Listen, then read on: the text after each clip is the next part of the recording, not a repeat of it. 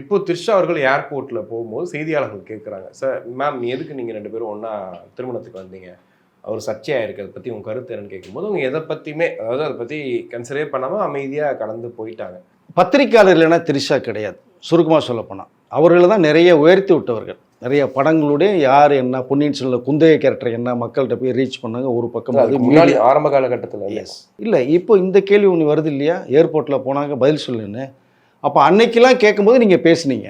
இப்போ பார்த்திபன் சொல்லும் போது ஒரு விஷயத்தை வீடியோ வெளியிட்டீங்க. பத்திரிகை நிருபர்கள் ஏர்போர்ட்டில் இருக்கான்னு தெரியும் அவர்களுக்கு. இதுக்கு முன்பாக ஏர்போர்ட்டில் போகும்போது பேசியிருக்காங்க. இதே ரஜினி சார் போனார்னா ஏர்போர்ட்டில் கேட்குறது 2 கேள்வி பேசிட்டு போகிறாங்க.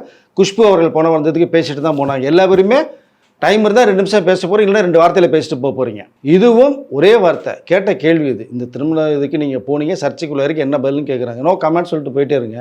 இல்லைங்க இப்போ என்னால் பேச முடியாது, நான் மீண்டும் வரும்போது பேசுகிறேன் சொல்லிட்டு போயிருங்க இல்லையா. பட் ஏதாவது ஒரு வார்த்தை சொல்லணும்ல. இல்லை இப்போ ஏதாவது சொன்னால் அது ஒரு செய்தியாக மாற்றிடுவாங்கன்னு கூட போயிருக்கலாம். அதுதான் நோ கமெண்ட்ஸ்ன்னு சொல்லிட்டு போயிருங்க. அப்போ பத்திரிகையாளர் மேலே ஒரு மரியாதை இருக்கணும் இல்லையா. அவர்கள் உங்களை எந்தளவு தூக்கி நிப்பாட்டி இருந்தாங்க.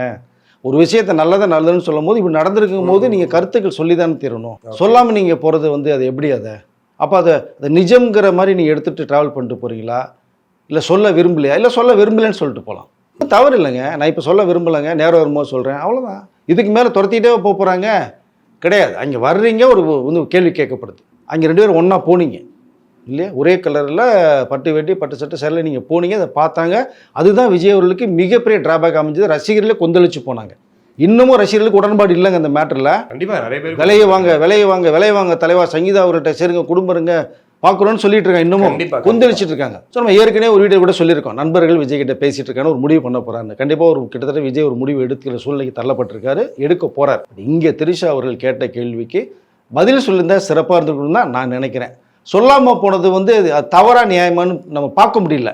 சொல்லியிருந்தா சரியாக இருந்திருக்கும்.